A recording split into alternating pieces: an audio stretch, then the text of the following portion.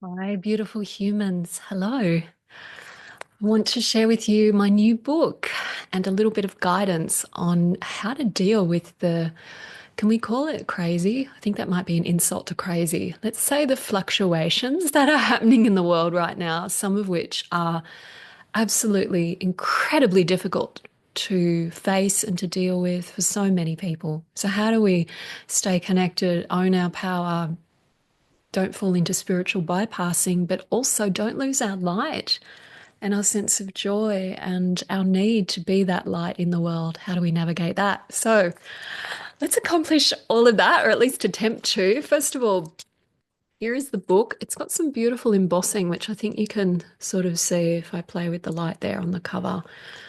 So it's called Incantations and Divinations. Forgive me, I haven't figured out how to flip this around, but it's showing the wrong way. Incantations and Divinations, and it is a grimoire of goodness and grace to inspire your sacred prophecies and esoteric voice. What does that mean? Working with your energy to own your truth and utilize your consciousness in joyful, expressive ways to help balance what's happening in your heart, your mind, your life, and through that into our world where so many beings are attempting to cross new thresholds and grow and not be pulled down into negativity, doubt, fear, despair. There's a lot of challenge on the planet right now. So, one of the reasons why I created this book, it features artwork from 10 of my different oracle decks, with one exception, which I'll share with you, which is from a new deck that's coming. Yay! I'll show you some pages. The Book of Medicine Heart. Each oracle has its own book and then 10 incantations that are channeled to connect with the energies of that deck. It includes mantra, the Book of Rumi, beautiful art by Rasuli. Of course, our beloved Andrew, creating art from the White Light Oracle, Andrew Gonzalez. I love her. She's so wild. And here's beautiful Layla Sevelainen, an amazing artist. Some imagery from her in the Book of Kuan Yin, just coming from a forthcoming card set. It's my first tarot set. I'm writing it now. I'm very excited. Isn't it beautiful? There's one image I want to show if I can find it easily. Here's one.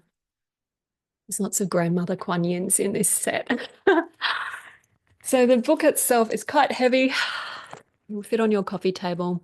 I keep it on mine because of this beautiful image by Andrew Gonzalez on the cover and the beautiful moon priestess, which sums up the energy of this book and what it's about, which is really owning your voice and expressing a sense of empowerment and creativity through how we speak, how we utilize our energy, and how we work with our vocalization. So you can sing it, speak it, chant it, whisper, read it, work in whatever way you like. But there's this beautiful poetry for you to evoke all kinds of divine beings. Mother Mary, Kuan Yin, Kali kicked my ass and said, put me in the book. She wasn't in it originally, and she's in it now because, as if you're going to ignore Kali when she says to do something. So she's in there. Rumi, Book of Earth Warriors, Book of Light Workers, Medicine Heart. There's a lovely selection of decks that really felt resonant to me. The White Light Oracle, of course, and the Book of Isis.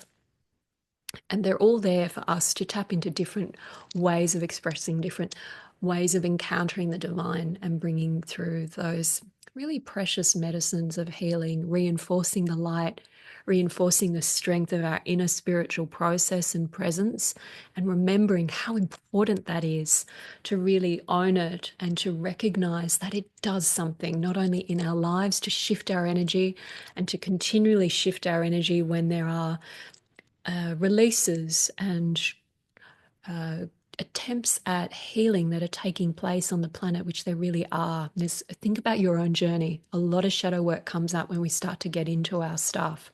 It's not always pretty, it can be really difficult.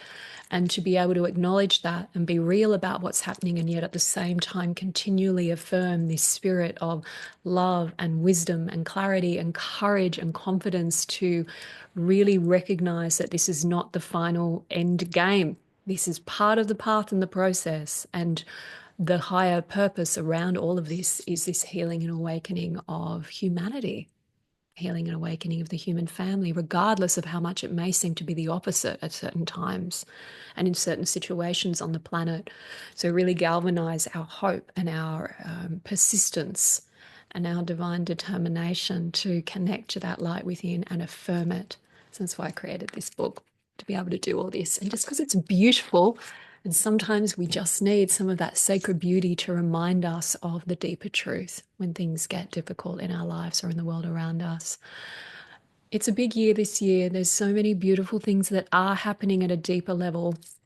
I really encourage you to trust in the light, as well as recognizing that when we need to navigate certain times of uncertainty or difficulty, we will always have at our heart's disposal that beautiful grace that we need to find the way. So never lose faith in that. It's with you in your heart. And I'm praying daily for each one of us to continue to remain in contact with that and be inspired by it, uplifted, and utilize all of the stuff that's happening on the planet to leverage our growth and our expansion in a really meaningful and precious, sacred way.